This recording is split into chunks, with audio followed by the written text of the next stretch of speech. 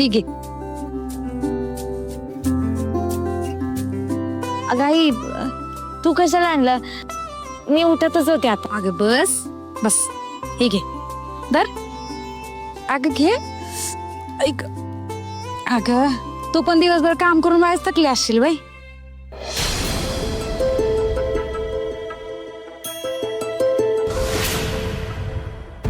काय ग राणे, कुठं हरवल्यास? भूक लागली आहे का ग तुला? मी तुझ्यासाठी काहीतरी खायला बनवून आणते. नाही आई, थांब. माझं काय चुकलंय का? नाही ग, असं काय विचारतेस? नाही, एवढं चांगलं वागते. हा मग आता माझ्या राणीला उद्या पाहुणं बघायला येणार, मग माझ्या राणीचं लगीन होणार. माझी राणी माझ्यापासून लांब जाणार. मग आता जवळ हाय तर लाड नको करायला भाई तीच. आओ, पाहुण्यांचा काय फोन बिन आला का? उद्याची येळ का आवली का नाही त्यांनी? होय होय, दुपारी चालतं त्यांचा फोन. काय म्हणलं? उद्या सकाळच्यालाच बघायला येतो म्हणल्यात. काय? अगं तुला काय झालं? बस, अगं बस. आता आपल्या सकाळीच ठरलं होतं ना उद्या पाहुण्यांना बोलवायचं म्हणून. गोट्याचं काय आता? काय नाही, बावट येतो. आहेच बावळाट. होय हो, सकाळी लवकर येतात होय पाहुणं. अहो मग आपल्याला लय लवकर उठायला लागल आणि सगळं आवरायला लागल.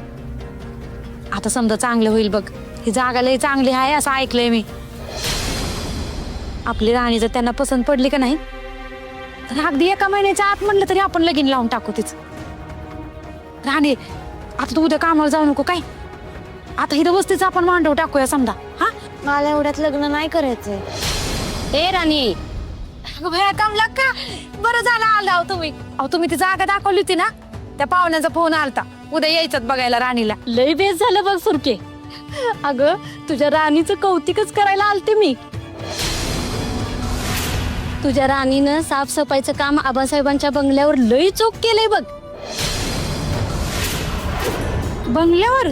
होय, अहो पण राणी तर फॅक्टरीत काम करते ना. तुझ्या राणीनं काहीच सांगितलं नाही तुला?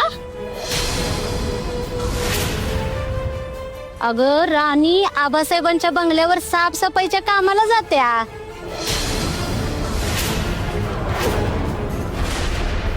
काय? राणी काय बोलत्या कमला का? काय हे सगळं?